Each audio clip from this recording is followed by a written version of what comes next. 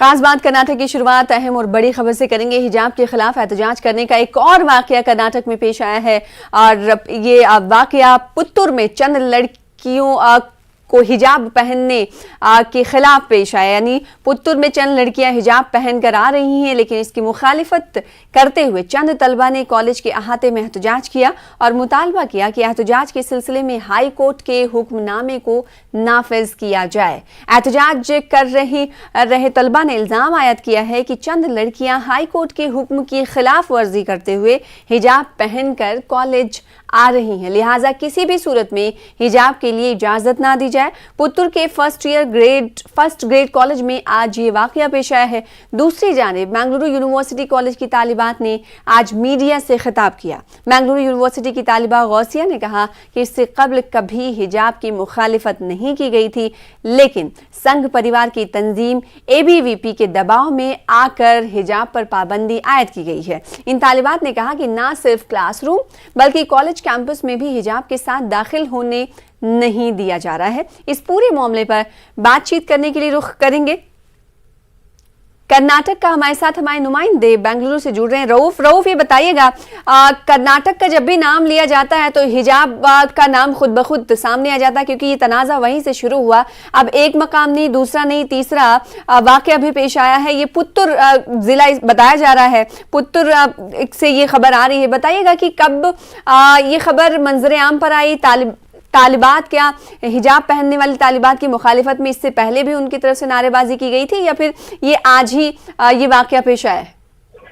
जी देखिए, ये जो वाकयात दोबारा जो शुरू हुए हैं वो वहीं से, यानी कि उडुपी के करीब मौजूद पुत्तूर में आज ये वाकया पेश आया है, जहां पर सरकारी फर्स्ट ग्रेड कॉलेज में चंद लड़कियां जो हैं पिछले चंद दिनों से हिजाब के साथ कॉलेज आ रही थी। तो ये देखते हुए कि वहां चंद तलबा जो हैं इसकी मुखालिफत में उतर आया, आज उन्होंने बाकायदा प्रोटेस्ट किया और इनका कहना यह है कि इस कॉलेज में जो है हाईकोर्ट का जो हुक्मनामा है उस पर अमल नहीं किया जा रहा है। लड़कियां जो है हिजाब के साथ कॉलेज में दाखिल हो रही हैं और क्लासरूम में बैठ रही हैं, तो एक तरह से हाईकोर्ट के हुक्मनामे की खिलाफ वर्जी हो रही है, ये बात कहते हुए यहाँ पर एहतजाज किया। ठीक है, तालिबात की तरफ से, तलबा तालिबात की तरफ से एहतजाज किया गया।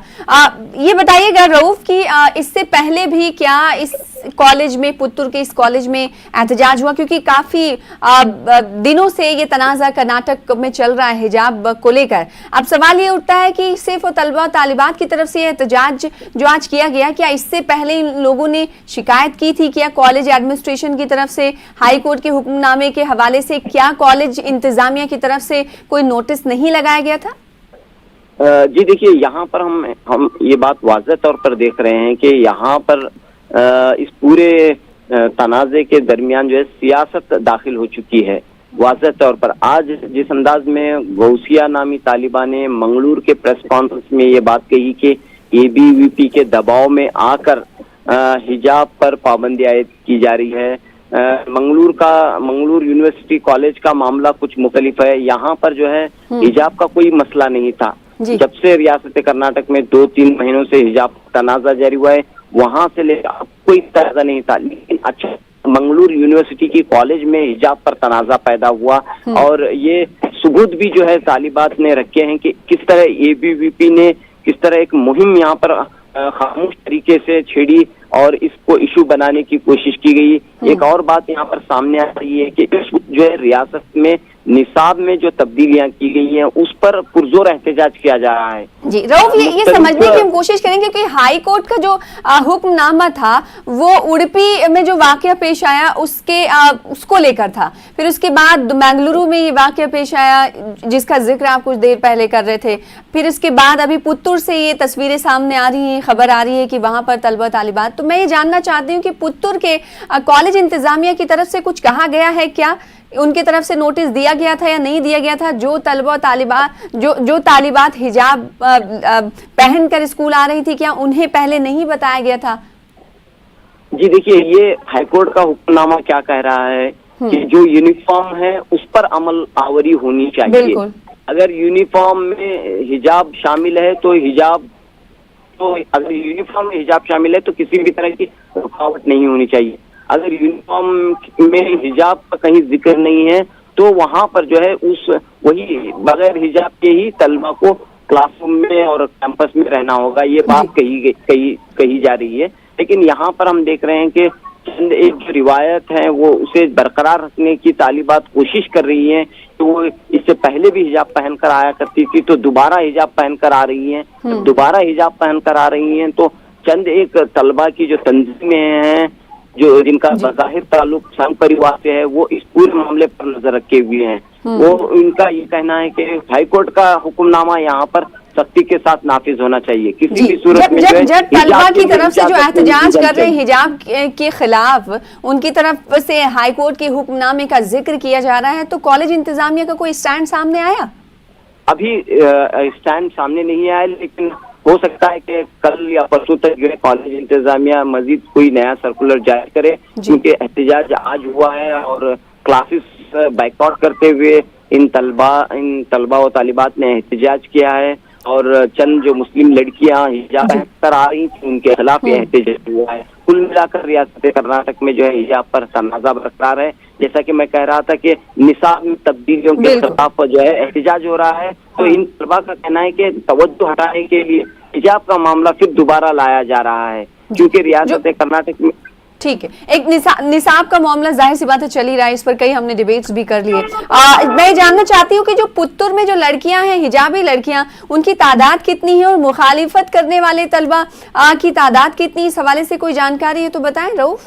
जी देखिए, मुखालिफत करने वाले जो तलबा हैं उनकी तादाद जाहिर सी बात है ज्यादा है, और चंद एक तालिबात जो हैं मुस्लिम तालिबात जो हिजाब के साथ यहाँ पर आ रही हैं। मसला ये नहीं है कि यहाँ पर तलबा की तादाद ज्यादा है या कम है, लेकिन अफसोस की ये बात यह है कि जिस अंदाज सियासत का बिल्कुल मैंगलोर से खबर है, जैसे कि आपने बताया रऊफ की प्रेस कॉन्फ्रेंस करते हुए वहां की तालिबात ने इल्जाम लगाया कि एबीवीपी के दबाव में ऐसा किया जा रहा है। तो क्या पुत्तूर वाले मामले में कुछ ऐसा एंगल तो सामने नहीं आ रहा? जो एहतजाज करें तलबा, उन्हें उनका ताल्लुक किसी तंजीम से तो नहीं?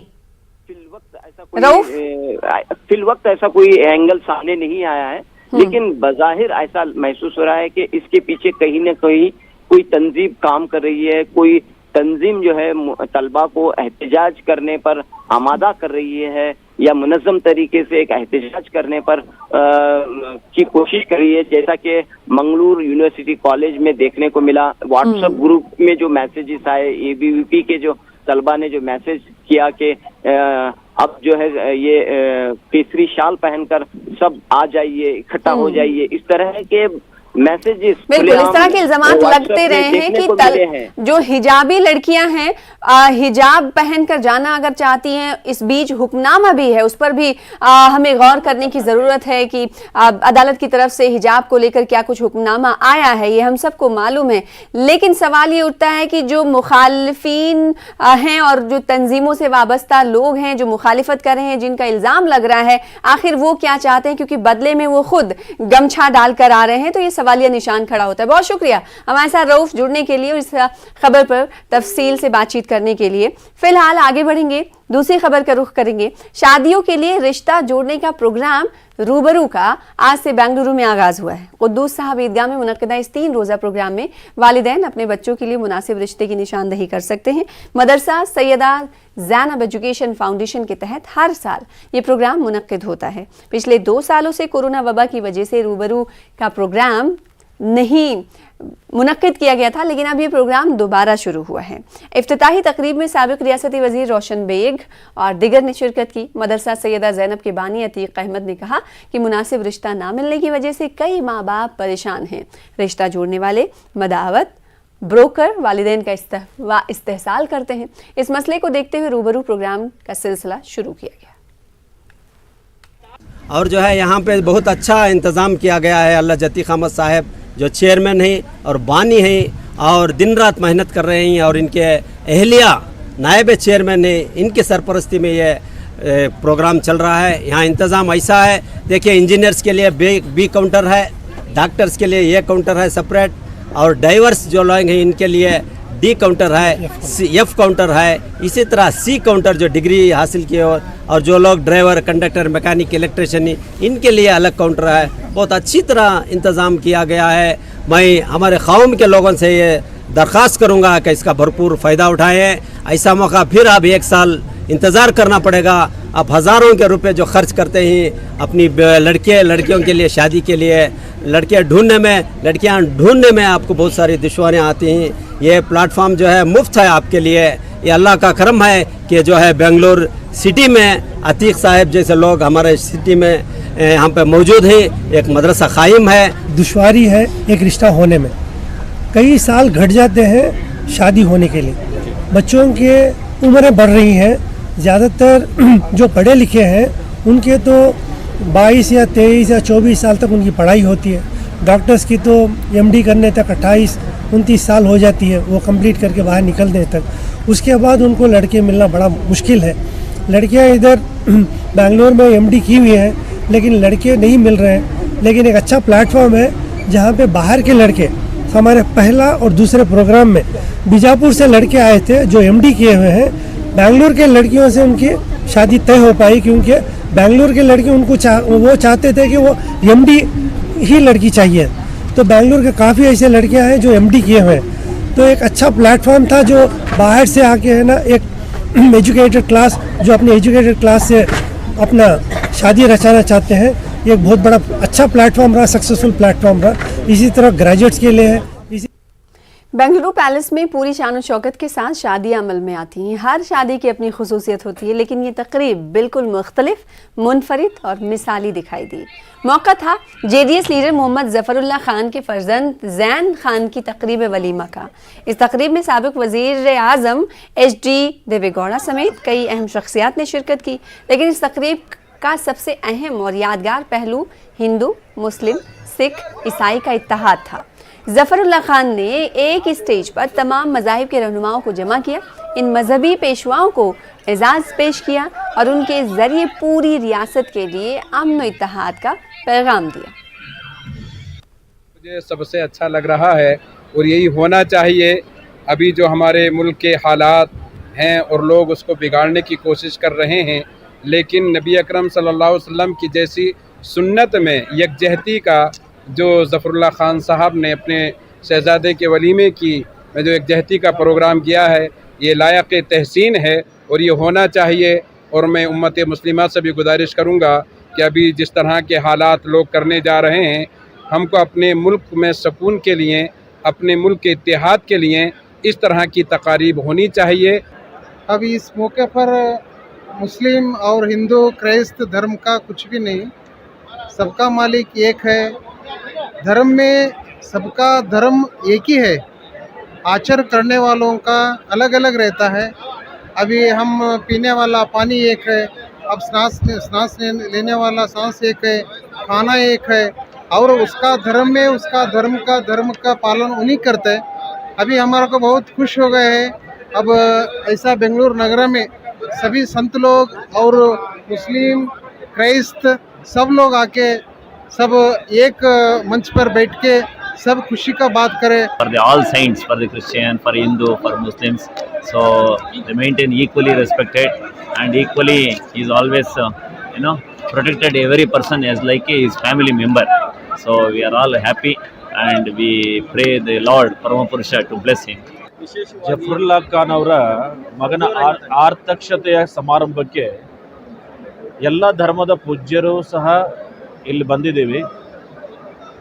ನಮ್ಮ ಕುಂಚಗಟ್ಟಿ ಒಕ್ಕಲಿಗ ಸಮಾಜದ ಸ್ವಾಮೀಜಿ, ವಿಶ್ವ ಒಕ್ಕಲಿಗ ಸ್ವಾಮೀಜಿ, ಒಕ್ಕೇರಿ ಸ್ವಾಮೀಜಿಯವರು, ಮಡಿವಾಳ ಮಾಚಿದೇವ ಸ್ವಾಮೀಜಿಯವರು. Society, it shows we must live together with oneness, thereby we can achieve greater things. This type of system must be adopted everywhere in India. We are all one. We need to stay together, and this has to bring the message to all the people so that we can live together peacefully.